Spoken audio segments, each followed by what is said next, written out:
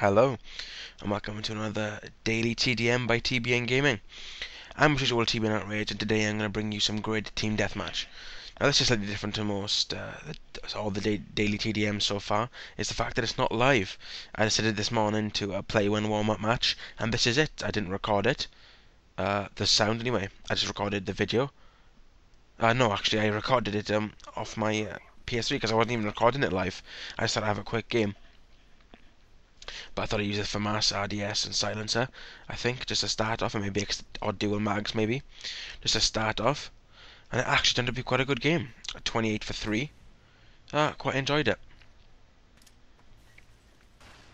Pretty much set up shop as usual. There was quite a few funny moments in this game. That is why I love Flak Jacket. If none of you know already, Flak Jacket, I would recommend it to anybody.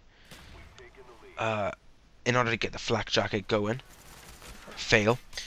There was 3 of them there. No one wasn't looking, but it was still 2 on 1, and they were looking at me because they knew I blew up the Claymore. I don't know why. I should have just run round or something, but obviously I wasn't thinking that was the first death, you know. I wasn't on form then.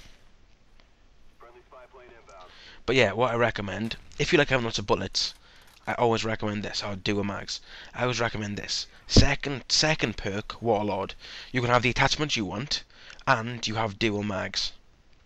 Now, not only do dual mags every other reload, they actually increase your reload speed, so it's almost as if you have sleight of hand.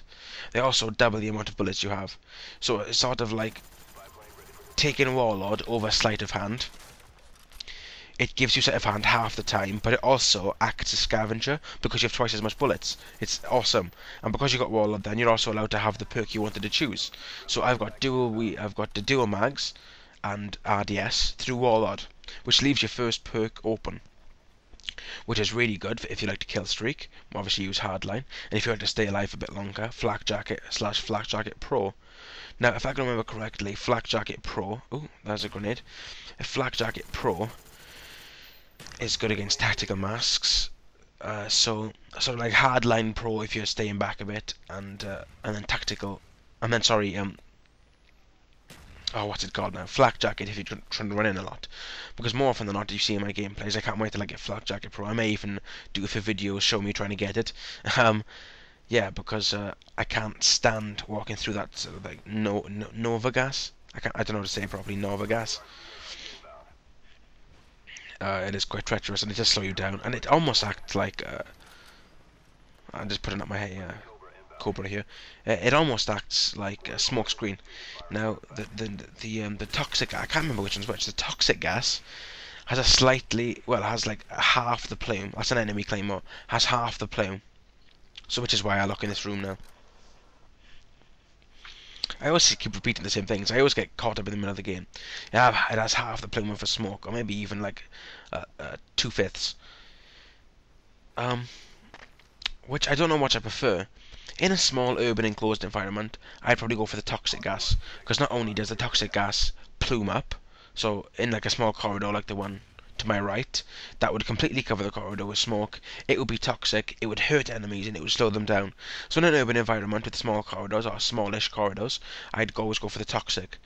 But say like outside here, I'd always go for the smoke. So depending on what role you're trying to play, or depending on what weapon class you're trying to use, that's the sort of grenade I'd go for. Now, the other sorts of grenades, well, the topic has changed completely. I'm just completely indulged in secondary grenades.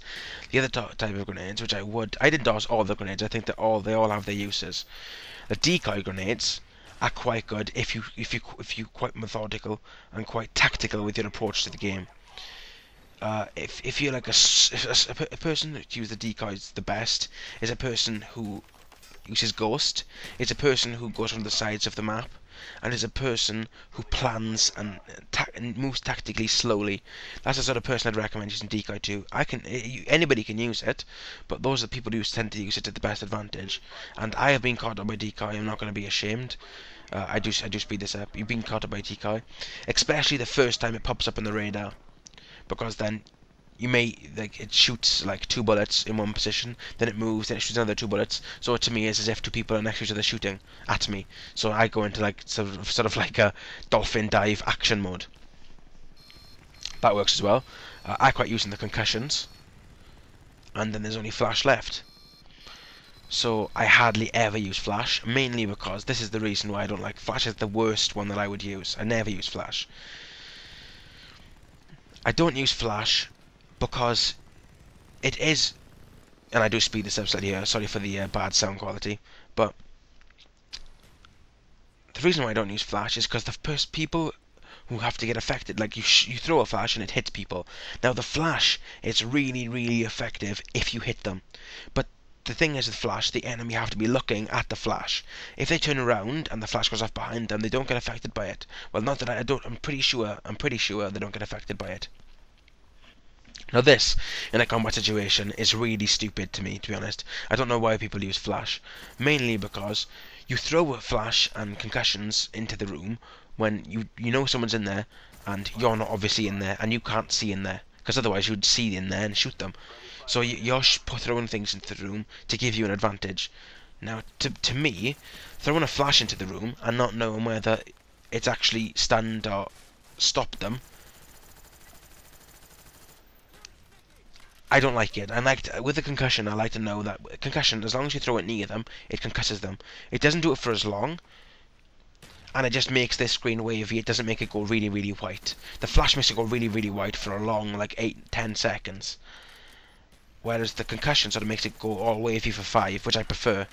I hate getting hit by flashes. They are useful, but they're not reliable. And for me, I like a reliable secondary weapon, to be honest. Secondary grenade, sorry. That's pretty much what I think. Tell me what you think below, because I like to know. Is flash your worst? A decoy, it can be useful, but it is slightly useless, if that makes any sense to you. It doesn't actually hurt anybody. It doesn't give you an advantage. It just sort of moves people away from you. If you're like a hit and run sort of player, you could throw a decoy and then run away. If you're in a bad situation, if it's like 3-on-1, they're coming out the door, and you could throw it at your feet, and then scarper away. That's what you could do. There's lots of different tactics to use, and I'm sure I'll go through a bit better in a different video. Yeah, but this is the end of the daily TDM. I have been tbn-outrage. Don't forget to comment, rate, favourite, subscribe, and all that malarkey, and thanks for watching.